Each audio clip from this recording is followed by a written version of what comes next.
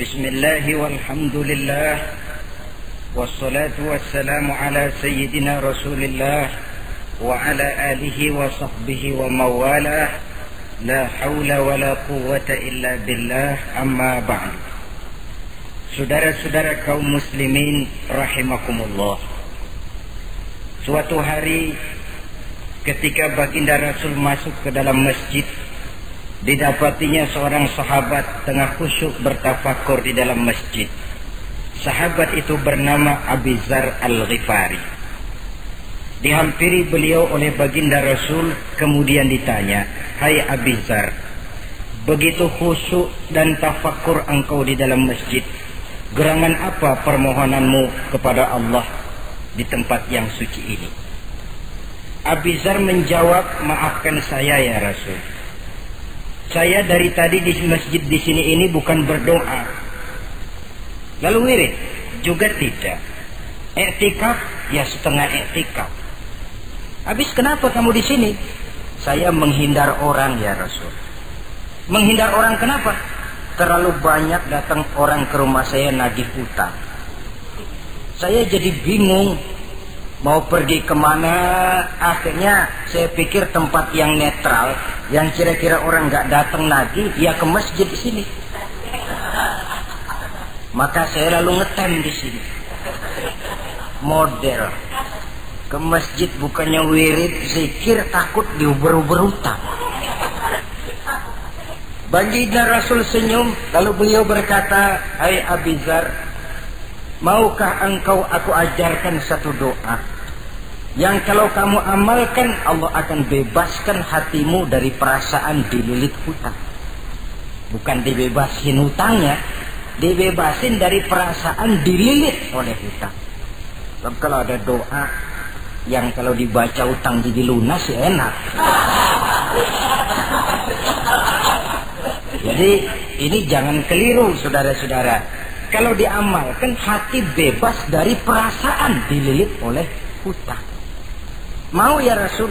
Lalu diajarkanlah doa itu, "Allahumma inni a'udzubika minal hammi wal hazan wa minal ajzi wal kasal wa minal jubni wal bukhl wa min ghalabatid dain wa qahrir rijal." Ma'asyiral muslimin rahimakumullah.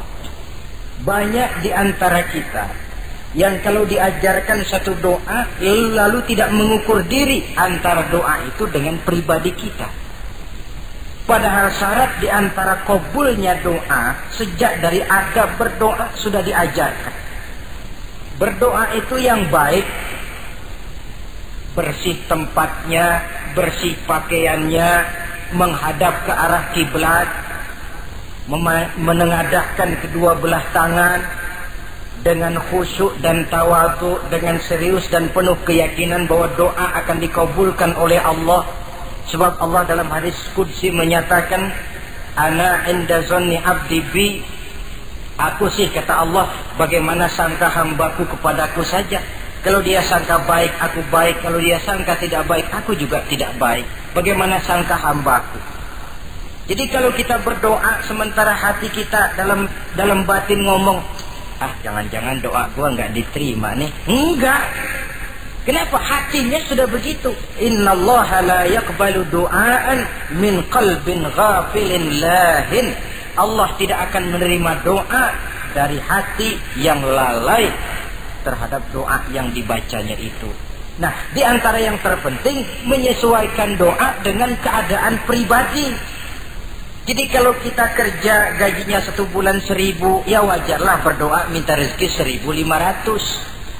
Wajar namanya. Yang 1.000 sudah ada modal kerja kita, yang 500 kita minta doa kepada Allah. Saudara hadirin, begitu juga doa yang diajarkan oleh baginda Nabi kepada Abi Dzar.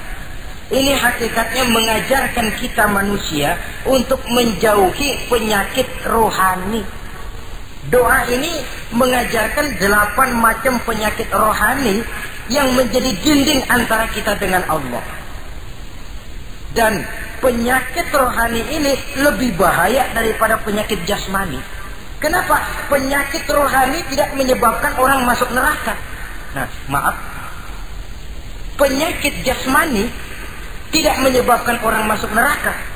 Yang menyebabkan orang masuk neraka adalah penyakit rohani. Di akhirat itu nanti tidak ada penduduk neraka ditanya, "Mas, sampean kenapa masuk neraka?" "Anu Pak, saya di dunia dulu korengan."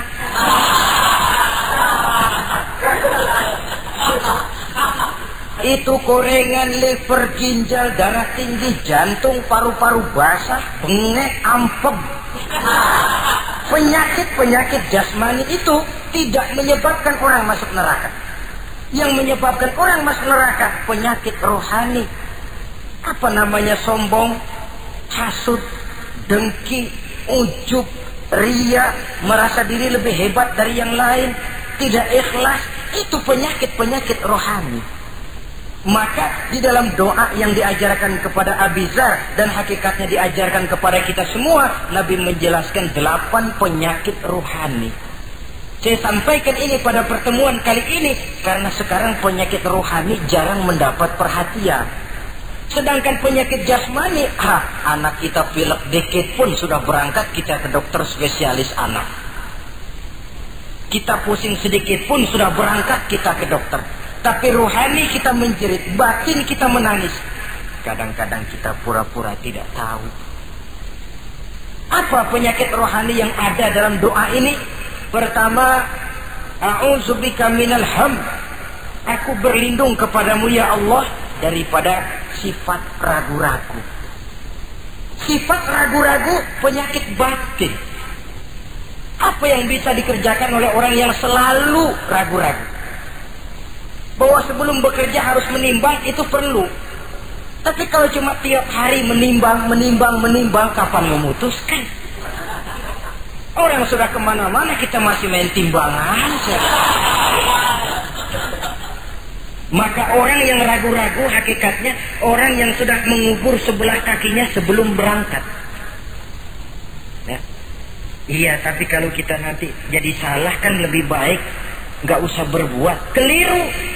Salah karena berbuat lebih baik daripada tidak pernah salah karena tidak pernah berbuat. Saudara salah tapi berbuat masih lebih baik daripada tidak pernah salah karena tidak pernah berbuat. Saudara baca Quran salah lebih baik daripada nggak pernah salah karena nggak pernah baca Quran. Gua nggak pernah salah dong baca Quran. Bacanya kapan? Nggak pernah. Ya paham. Oh nggak pernah baca, kapan mau salah? Saudara hadirin yang saya muliakan, dan orang sering bilang, kegagalan pada hakikatnya adalah keberhasilan yang tertunda. Jadi kalau kita gagal hari ini, besok kita harapkan tidak akan gagal. Gagal besok masih ada hari lusa. Bagaimanapun usaha, kemauan adalah processing.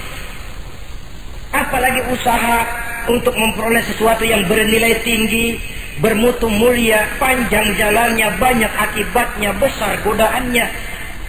Processing untuk mencapai sesuatu yang mulia itu prosesnya tidak sekali jadi kayak orang makan cabai. Itu hari dikelekat, itu hari terasa pedesnya. Untuk mencapai sesuatu yang mulia, panjang jalannya, banyak akibatnya, besar godaannya.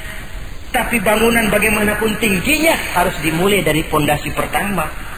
Cita-cita bagaimanapun luhurnya harus dimulai dari langkah pertama yang walaupun kelihatannya sepele, tapi sudah merupakan pondasi ke arah yang lebih tinggi.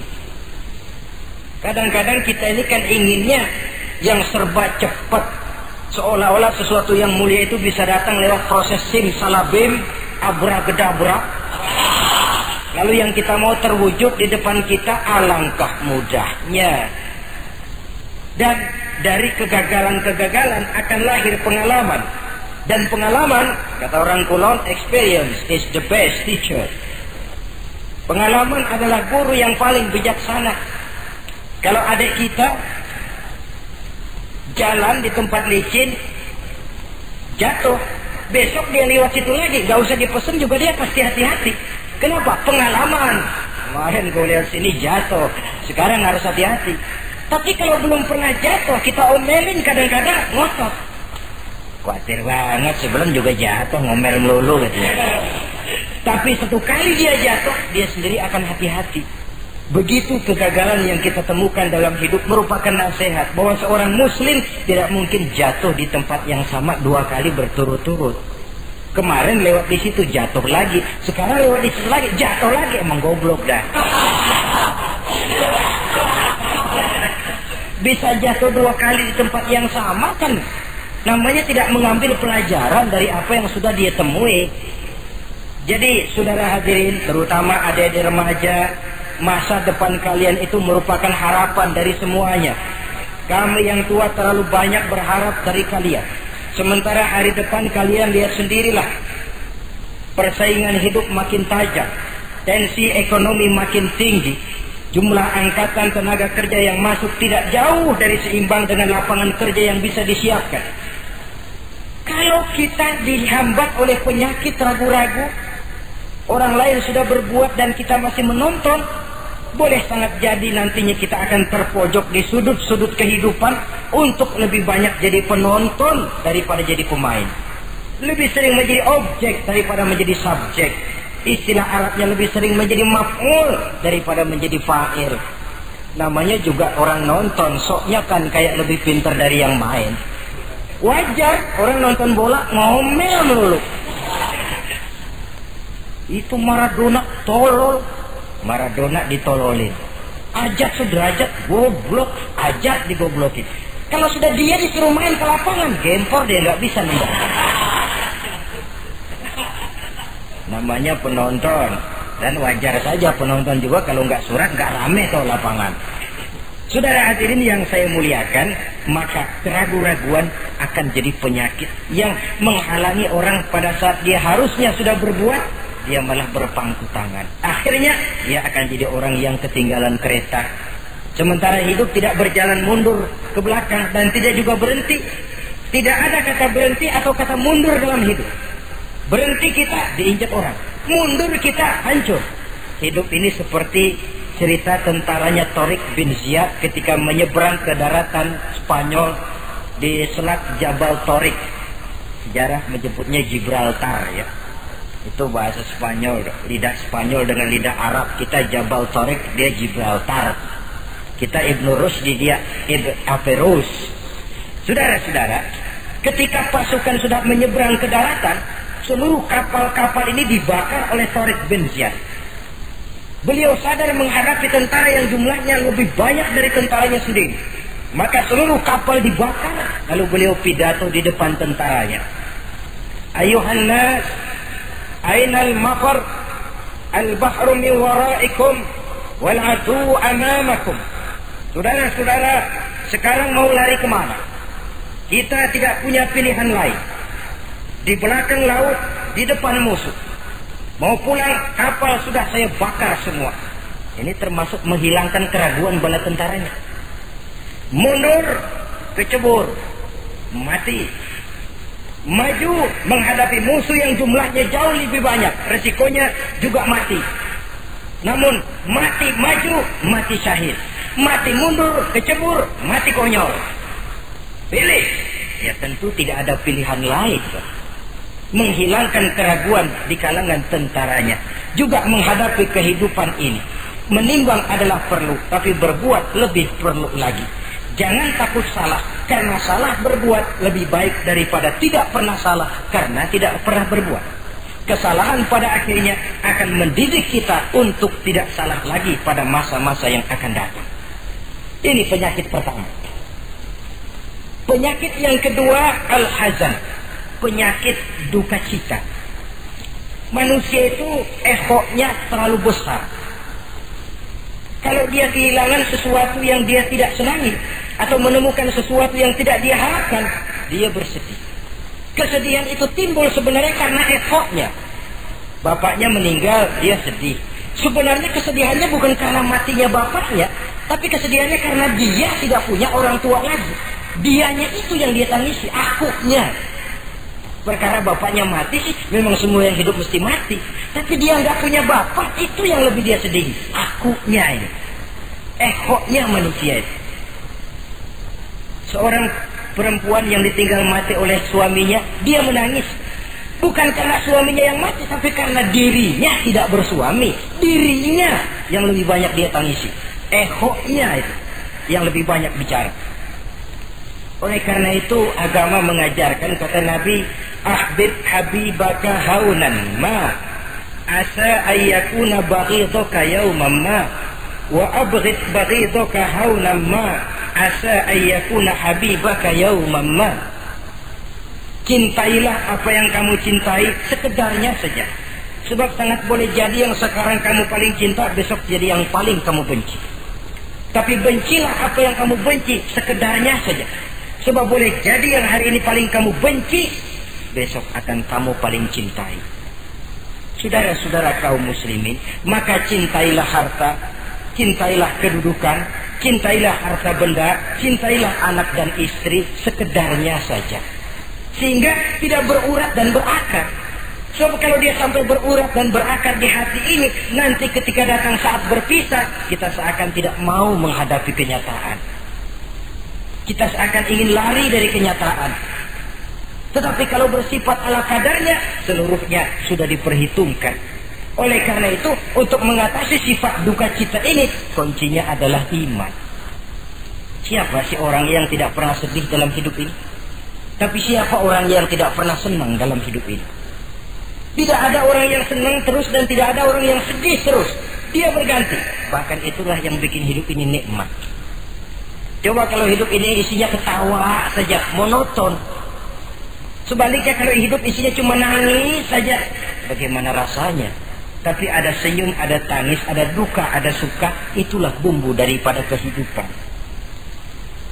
Cuma tentu saja saudara-saudara, duka cita yang pada gilirannya akan membawa kebahagiaan, itu yang harus berani kita hadapi. Tapi duka cita yang tidak beralasan, itu yang jadi penyakit. Kaya, sedih, takut miskin, itu kan tidak beralasan. Sudah punya jabatan, takut merosot, takut pensiun, dengar mau ada mutasi, gerusak-gerusuk. Kan itu yang tidak beralasan. Duka cita semacam itu tidak beralasan. Karena tidak sadar bahwa pada awalnya itu pun tidak dia miliki. Kalau duka cita itu akan membawa kebahagiaan, tidak perlu kita takuti. Satu contoh. Kalau di depan saudara saya sodorkan 2 gelas, yang satu isinya jamu, yang satu sirup. Kira-kira saudara minum jamu apa sirup? Jamu apa sirup? Orang yang berpikir panjang saya yakin pasti minum jamu. Pahit memang, getir memang waktu minum. Tapi besok badan sehat, tenaga kuat, gairah kerja ada, semangat hidup tumbuh. Ini orang Islam, orang yang berpikir jauh ke depan. Ke depan kemana? Dia tidak cuma mikir dunia. Dia mikir kubur, alam kubur. Dia mikir akhirat, maka dia berani minum jamu. Apa jamu itu? Puasa, jamu. Pahit. Emang enak banget puasa. Setengah mati. Sembahyang, jamu. Pahit. Sedekah, jamu. Pahit. Sekarang. Tapi besok kita pulang ke alam kubur. Ya Allah, nikmat alam kubur. Untung kemarin waktu di dunia minum jamu. Waktu di dunia sembahyang, kuburan terasa nikmat. Waktu di dunia sedekah, kuburan dipakein AC. Padahal cuma goceng sedekahnya. Adapun orang yang di luar Islam, dia berpikir pendek. Yang dia lihat cuma yang di depan hidungnya saja. Dia nggak mikirin alam kubur, dia nggak mikir akhirat. Yang dia pikirin cuma dunia aja. Kenapa gue mesti minum jamu pahit? Sirup nih, manis. Dia minum sirup. Manis memang waktu minum. Tapi besok bibir mancung, bengkak, sariawan itu. Saudara-saudara, sholat, sirup, tidak sholat, sirup, manis. Orang-orang puasa, dia tidak puasa, sirup, manis. Bakhil, pelit, sirup, manis. Apain sedekah? Ya tumpuk aja tuh harta dah, jangan disedekahin. Sirup, manis memang. Besok dia pulang ke alam kubur, baru terasa bibirnya pada bengkak. Baru timbul, gua nyesel banget minum sirup kemarin. Jadi saya katakan kuncinya adalah iman. Berangkat dari surah Ali Imran ayat 139, Allah berpesan, wala tahinu wala tahzanu wa antumul a'launa in kuntum mu'minin. Kamu tidak perlu gundah gulana, kamu tidak perlu duka cita dan sedih hati. Kamu sesungguhnya adalah tinggi jikalau kamu benar-benar beriman. Jadi dengan iman, duka cita yang tidak beralasan tidak perlu ada. Karena sifat duka cita yang tidak beralasan merupakan penyakit rohani yang menjadi penghambat agar orang tidak memperoleh kemajuan apapun dalam kehidupannya. 2. Penyakit rohani yang ketiga, saudara-saudara, al-ajzu, penyakit lemah. Nabi menyatakan, al-mu'minul qawiyyu ahabbu ilallahi minal mu'minid dha'if. Orang mukmin yang kuat lebih dicintai Allah daripada orang mukmin yang lemah.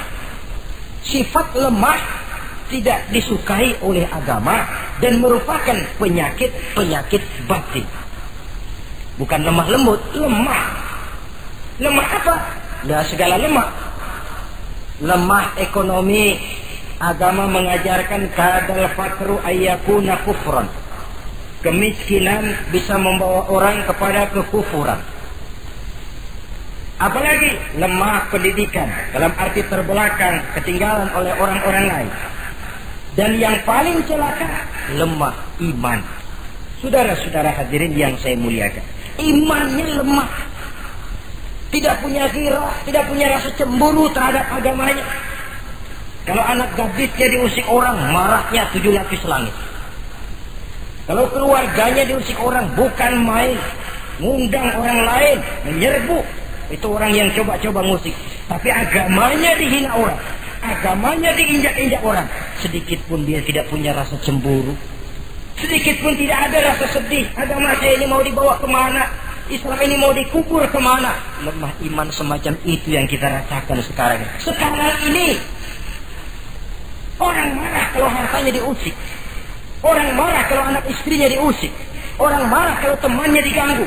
Tapi giliran agamanya diganggu, agamanya diusik, agamanya dihina, tenang-tenang saja, bah. Tidak ada itu gairah, tidak ada itu rasa cemburu terhadap agama.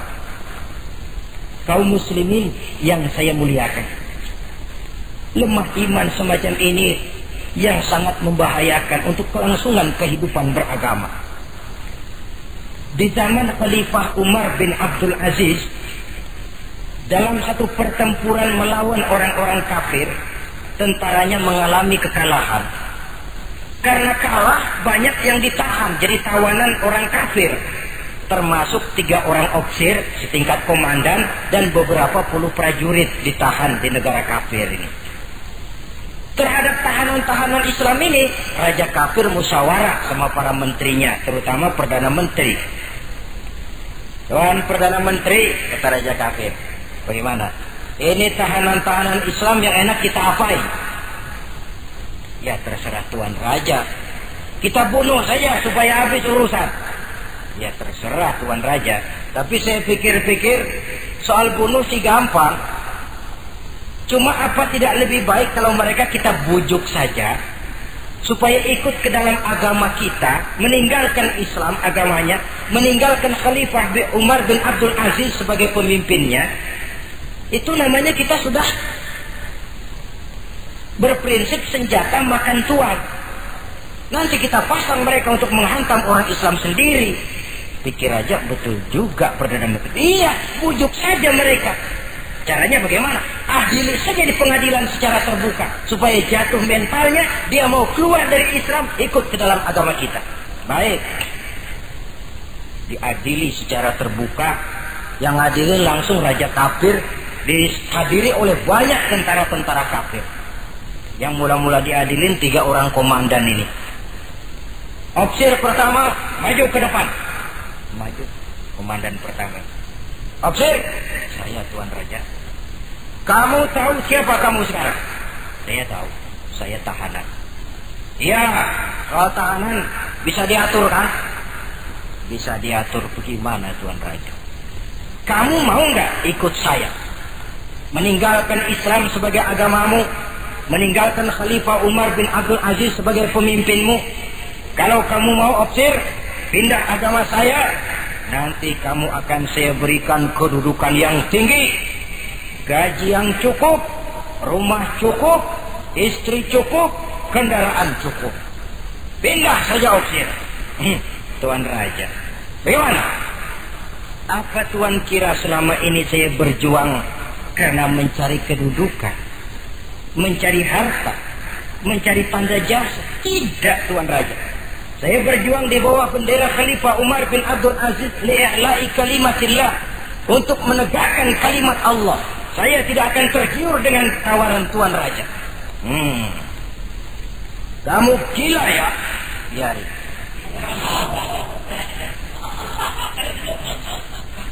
Kamu berani dari kemarin. Opsir, kalau kamu tetap dengan pendirian kamu, kamu akan saya bunuh. Silahkan Tuan Raja. Lebih baik nyawa terpisah dari badan, asal iman jangan berpisah dari hati. Gila ini. Biarin. Bunuh. Datang Al-Fujur, dipancung kepalanya, putus lehernya dengan badannya pisah. Jatuh kepala itu ngegelinting ke bawah, muter kepala itu kayak orang tua sambil ngaji baca Quran. Tinggal kepalanya saja, bisa dengan badan masih sempat ngaji. Sampai Raja Kafir bingung, minggir, ini ada kepala ngaji. Ayatnya yang dia baca, ya ayyatuhan nafsul mutmainnah, irji'i ila rabbiki radiyatan mardiyah. Wahai jiwa yang tenang, kembalilah kamu menghadap Allah dengan ridha dan diridhoi. Engkau gugur sebagai syahid, tidak tergiur oleh bujukan harta, tahta dan kedudukan. Niatmu ikhlas karena Allah, kembalilah menghadap Allah dengan ridha dan diridhoi. Wadkhuli fi ibadi wadkhuli jannati, masuklah ke dalam golongan hamba-hambaku, masuklah ke dalam surgaku.